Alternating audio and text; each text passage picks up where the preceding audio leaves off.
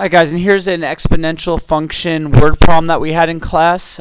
First question was, at what rate is my money growing? And if you take the bigger number, divide it by the smaller, each time you get 1.5, which tells you that each time your money is growing at a rate of times 1.5. So that's the growth rate.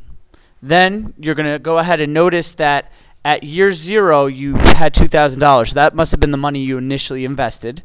So the actual equation you would write would y equals the y-intercept, which is 2,000, because that's at year 0, the growth rate to the x power.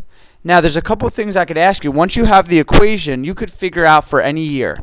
For example, if I said, what equation could you, how much money would you have at 8 years, you would take this equation and you would just simply plug in an 8 for x.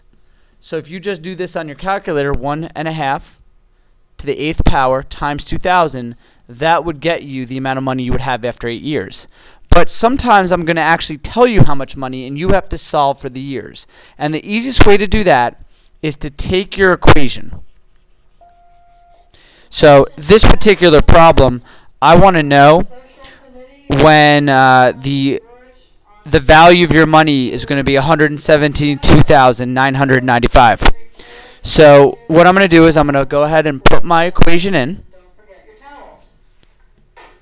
and go to y equals and plug in my equation, which is 2,000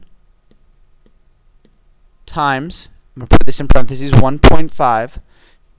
X would be right here to the x power, and then just hit graph. And you can't, well actually now I could see my graph before I hit zoom fit, and I could see that it's an increasing exponential function. And then if I want to know when will my money be at that value, I'm just going to go to my table, and I can see that at year 11 is when my money is $172,995. So the answer would be year 11.